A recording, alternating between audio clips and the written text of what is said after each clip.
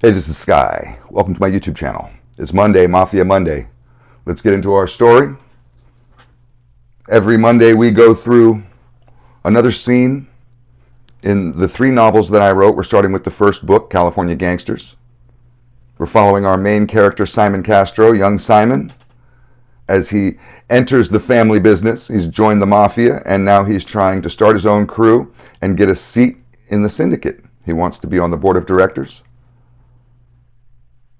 He has to go to Las Vegas and commit a murder for the syndicate. This is a company hit. So let's go to Vegas. I've been waiting to start this chapter. The book really starts kicking up on this chapter. So let's jump into it. The Vegas hit.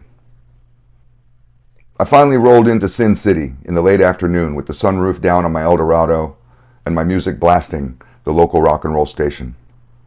I drove down the famous Las Vegas Strip to my hotel, which was full of lights and people. I checked into the Desert Inn casino, as that was still mob-friendly among all the corporate places they were building. The LA family always stayed at the Desert Inn. It's a tradition. I dropped off my bags and then left the hotel to find some food. My best bet was to hit up the Landmark Hotel, because my Uncle Frank told me that it had the best buffet in town. I spent about an hour in the old-fashioned restaurant filling my belly. Luckily, it wasn't all junk food or empty carbs, and I could easily stay on my workout diet to keep in shape. I learned to always take Frank's advice on restaurants. If there's one thing that a fat Sicilian knows, it's good food. After dinner, I smoked a big joint. I drove over to Rube's Lounge. I needed to check in with the Chicago outfit. They were known to hang out there. It was common for an out-of-town mobster to announce his presence once they arrived. As a show of respect, my Uncle Frank always taught me to stay true to the traditions of La Cosa Nostra. I was blowing smoke out of the window like the car was on fire, dipping over the potholes in the old streets of downtown. When I got to Rube's, I valet parked the car, making sure to tip the kid heavily. Those little parking punks will viciously badmouth any made guy who doesn't tip well. And believe you me, rumors of a guy being cheap get around quickly in this town. I walked in the lounge to find my friends. The place was more of a working class atmosphere than the lounge at my hotel. But I liked the vibe at Rube's. It felt like a real gangster hangout, right out of an old movie. I think there was more cigar smoke than air in the room. They had a jukebox going in the main bar, but I could hear that they had a lively piano player in the adjoining room. Along the back wall were the Spilotro brothers, Tony and Michael. They were sitting close to each other at a dark table, drinking beers and laughing. When I walked over, Tony caught my eye right away and said to his brother, "Oh no, look what the fucking cat dragged in." I walked up to Tony with my hand extended for a shake and possibly a hug. But he reached in on me, grabbing my balls in a sneak attack, and he laughed maniacally. I laughed along with him and smacked his hand away like Bruce Lee. Tony was a real joker, and we got along real well, even though I'd only met him a couple times. He had a huge smile on his face and said, "Michael, take some notes, will you? This here is what a real fucking chiostenta virilita looks like. This is our good friend, Simon Castro from Los Angeles." I haven't spoken Italian or anything in years, so hopefully I didn't ruin that. Michael shook my hand and replied, "Holy shit, your grandfather is Carl Castro? Well, it's nice to meet you, my friend." I sat in the empty chair opposite the brothers. I said to Tony, "It's great to see you again. I wanted to check in with you guys as soon as I got in town to pay my respects. I'm here on a company job, and I need a big favor from you." Tony replied, "I know why you're here, big fella. News in this life travels fast. We've all heard about Tony's unfortunate arrest, his poor health, and of course, all the FBI raids. You're really smart to have left California right when you did. Did you hear about the 250 people that got taken down just last night?" I shook my head.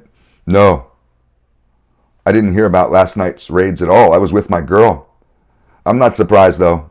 My father told me that this trouble all began because of one man's big mouth. and his name is Giovanni Serra. Do you know where I can find him?" Tony and Michael looked at each other and then both laughed, and Tony replied, "Do I know where you can find G? Oh, abso-fucking-lutely. The FBI have him already." I said, "Yes, I heard that. But Tony, my information tells me that he's being hidden right here in Las Vegas until Tommy's trial." Tony replied, "I'm sorry, kid, but I don't know where they have him hidden at. You'll have to do your best. I guess that's why they brought you in and didn't offer to pay me for the contract. You must be great at your job."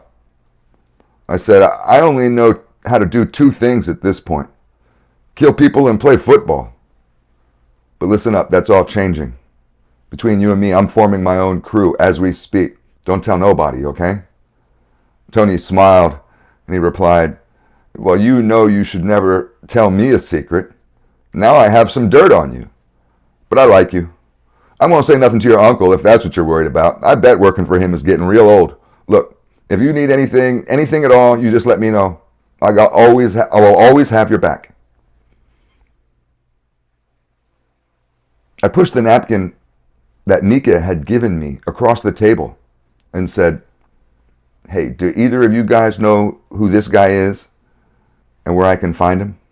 It sure would help me if you did." Tony gave the napkin a glance and then handed it to his brother. Michael put it up to the candle to see the name scribbled on it. He said, "Steve McGowan. Yeah, I know him.